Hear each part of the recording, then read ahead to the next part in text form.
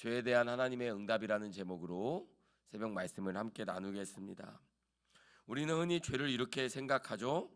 하지 말라는 걸 해서 생긴 문제, 규칙을 어긴 결과, 조금 더 조심했으면 피할 수 있었던 실수.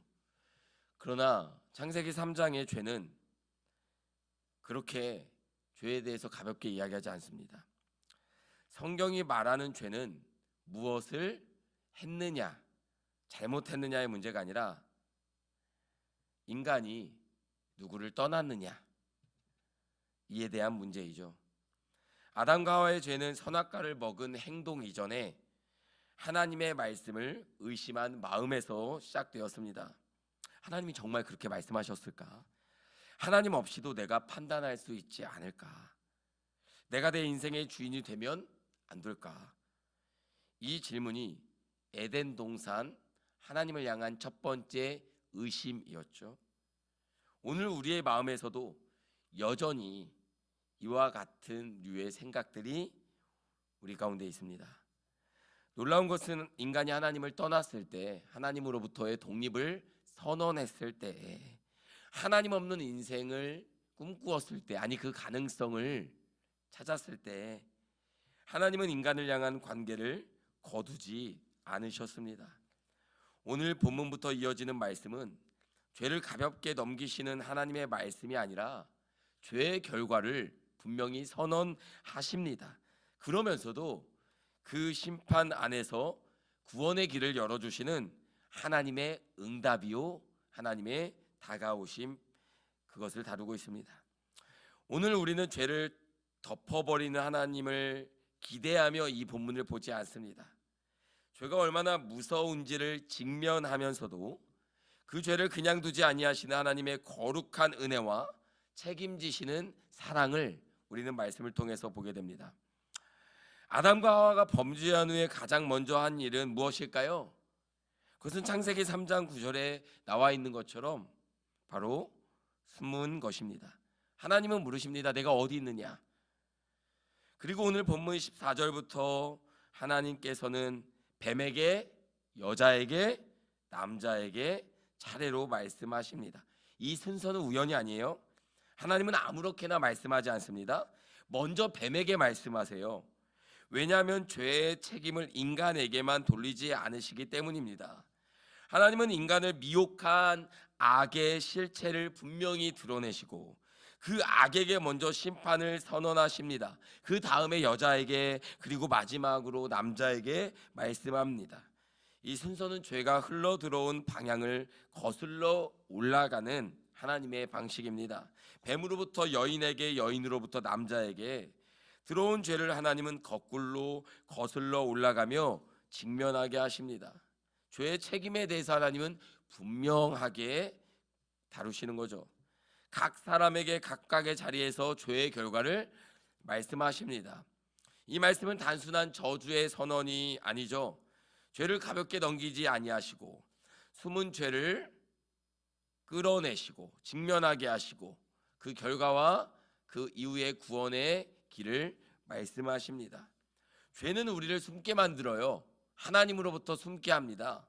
말씀으로부터 도망가게 합니다. 그러나 하나님의 말씀은, 하나님은 그 죄와 죄의 결과를 드러내십니다.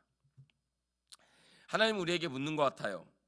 내가 아닌 다른 기준에 내 마음을 맡기고 산다면 하나님은 말씀을 통해 예배 가운데 그것을 드러내실 것입니다. 그리고 다시 하나님을 신뢰하며 하나님의 붙들려 살아가는 삶으로 우리를 초대하실 거예요. 내 방식의 문제 해결이 아니라 하나님 방식의 문제 해결로 우리를 인도하실 것입니다. 그 인도하심의 은혜를 받는 저와 여러분 되기를 주의 이름으로 축복합니다. 오늘 본문 하나님께서는 처음으로 먼저 뱀에게 이야기를 하십니다. 사단을 향해 말씀하세요. 여자의 후손이 너의 머리를 상하게 할 것이다. 하나님은 인간에게 왜 그런 죄를 지었는지를 먼저 이야기하지 아니하시고 악에게, 아담과 하와를 미혹한 그 어둠의 권세에게 먼저 말씀하십니다. 죄를 지은 인간에게 내가 스스로 해결하라 말씀하지 않습니다. 내가 다시 잘해봐라 라고 기회를 주지도 않습니다. 하나님은 뱀에게 말씀하시죠.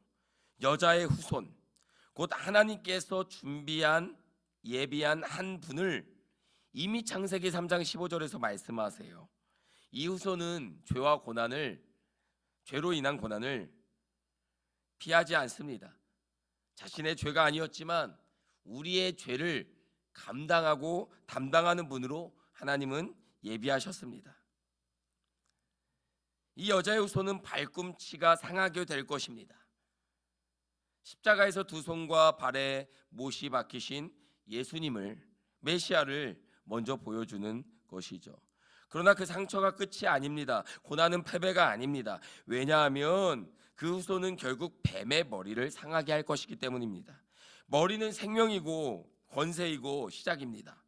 하나님의 말씀으로 악의 뿌리를 끊겠다고 선언하신 것입니다. 종교개혁자 칼빈은 이에 대해 이렇게 주석합니다. 사탄은 그리스도를 상하게 했으나 그 상처로 인해 오히려 자신의 멸망을 확정했다. 예수님은 십자가에 못 박히셨죠. 발꿈치가 상하셨죠. 두 손이 못에 박혔습니다. 고난을 감당하셨습니다. 그러나 십자가의 죽음으로 악과 어둠을 온전히 멸하셨죠. 우리에게 승리를 허락하셨죠. 우리가 아직 싸우고 있다는 사실은 우리가 패배했다는 증거가 아니라, 우리의 상처와 고난과 아픔은 끝이라는 멸망의 선언이 아니라 하나님이 이미 승리를 약속하셨다는 증거가 되는 것이죠. 그러므로 창세기 3장 15절은 죄의 한복판에서 들려오는 절망의 말씀이 아니라 심판 가운데서도 주어지는 하나님의 구원의 약속을 보여주는 복음인 것입니다. 이것을 우리는 원시 복음이라고 이야기를 합니다. 이어서 하나님은 여자에게는 해산의 고통, 남자에게는 땀 흘리는 수고를 말씀하시죠. 여러분, 이것은 단순한 형벌이 아닙니다. 이 고통은요, 타락한 인간이 죄 가운데 안주하며 하나님 없이도 살 수 있다고 착각하지 않도록 하시는 하나님의 거룩한 장치가 되기도 합니다. 고통이 없다면 우리는 하나님을 찾지 않죠. 수고가 없다면 우리는 은혜를 구하지도 않죠. 고통은 하나님이 우리를 버리셨다는 증거가 아니라 너무나도 사랑하셔서 그냥 두지 않겠다라는 증거가 될 수 있다라는 거예요. 고통은 하나님의 부재를 말해주는 신호가 아니라 하나님 없이는 살 수 없는 인간의 연약함을 깨닫게 하시는 은혜의 장치죠. 다시 하나님께로 돌이키게 하시는 하나님의 임재의 또 다른 방식이 된다라는 것입니다. 오늘 본문의 마지막 장면은 참 아이러니하죠. 여호와 하나님이 아담과 그의 아내를 위하여 가죽옷을 지어 입히시니라. 에덴에서 쫓겨나기 전에 하나님은 먼저 옷을 입히십니다. 죄는 인간을 벗겨놓죠. 부끄러움이 드러납니다. 연약함이 노출되죠. 수치를 느끼게 됩니다. 그러나 하나님은 그 상태로 내보내지 않습니다. 다시 덮어주시죠. 가려주시죠. 책임져 주시죠. 이 가죽옷은 피 흘림이 없는 용서가 없다는 사실을 성경에서 제일 먼저 보여주는 본문이기도 합니다. 누군가의 생명이 희생되지 않고 이 옷이 만들어질 수가 없죠. 이 장면은 훗날 예수 그리스도의 십자가로 조용히 이어집니다. 에덴의 문은 닫혔지만 하나님의 마음은 닫히지 않았습니다. 하나님은 죄를 그냥 넘기지 않으시지만 죄인을 그냥 두지도 않습니다. 다시 회복하는 길로, 구원의 길로 하나님의 은혜와 사랑의 역사가 시작됩니다. 우리는 단지 추방당한 사람들이 아니라 하나님의 가죽옷을 입은 사람들이죠. 다시 부르심을 받은 사람들입니다. 창세기 3장은 인간의 실패에 대한 이야기입니다.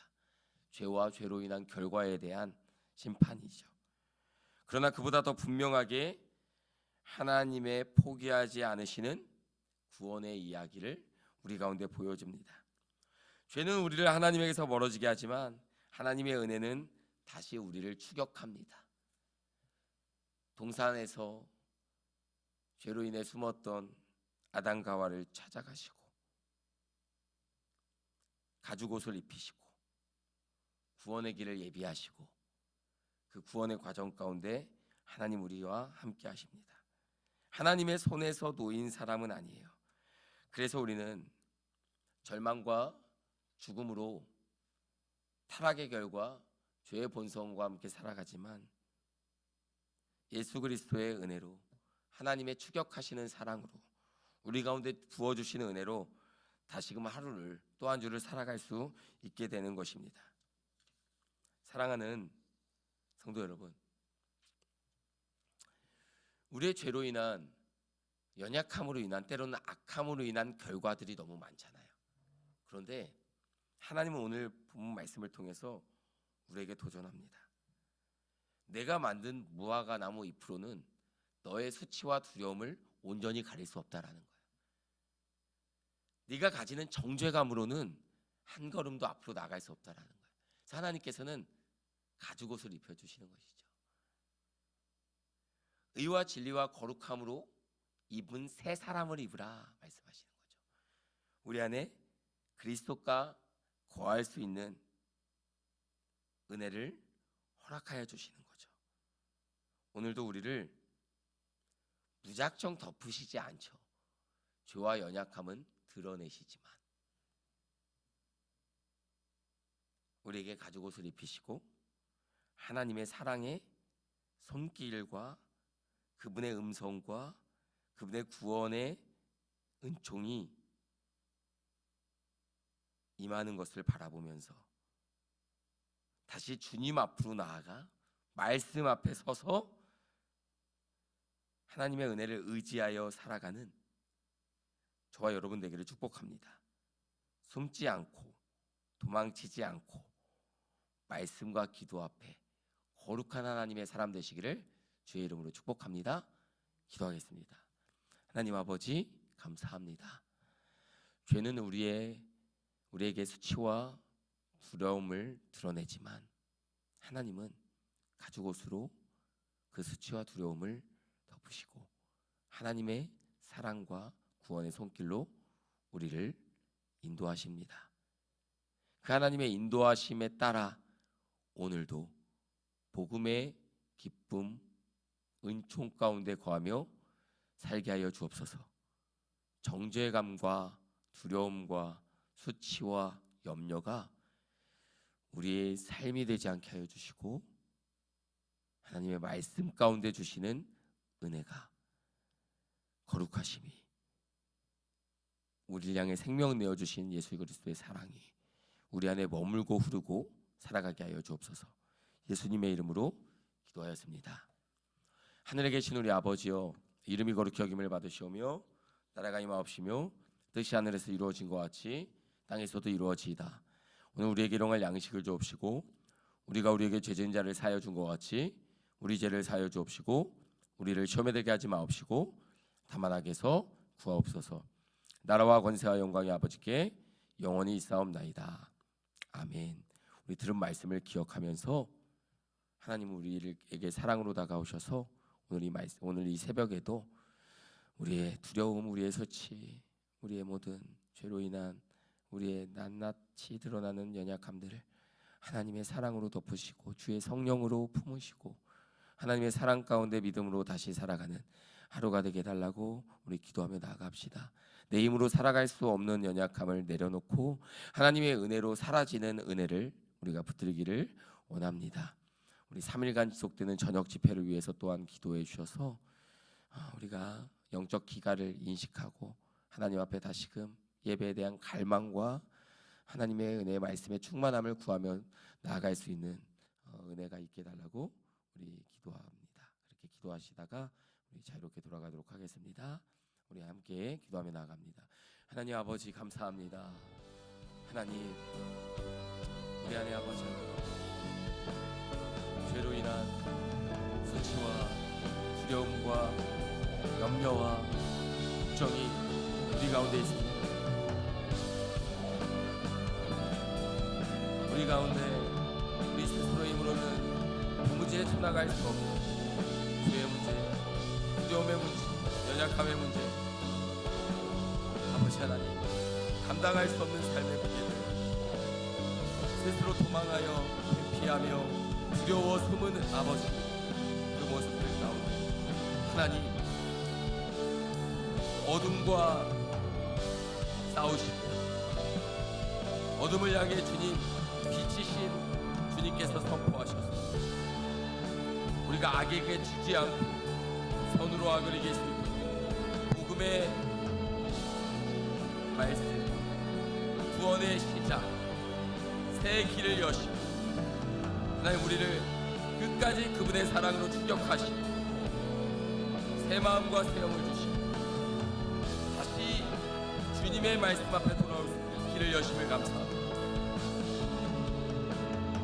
그 은혜의 손길을 기억하며 살아가게 하여 주시고 하나님의 말씀 앞에 몸부림치는 아름다운 인생들 되게 하여 주옵소서. 하나님, 두려움과 수치로 인한 절망, 하나님 앞에 나아갈 수 없는 절망, 하나님을 찾을 수도 없는 그분을 영화롭게 하지도 않는 두려움과 수치로 가득한 그 정죄감, 그 자신의 마음에만 몰려있는 우리들의 연약함을 주님 불쌍히 여기십니다. 하나님의 은혜와 생명 가운데로 우리를 부르시고 다시금 하나님의 아버지 안에 부르시는 은혜와 아버지 우리 가운데 가시는 놀라운 구원의 은총과 그분이 부어주신 하나님의 은혜를 기대하며 살아가는 아버지 하나님의 은혜를 우리 가운데 허락하여 주옵소서.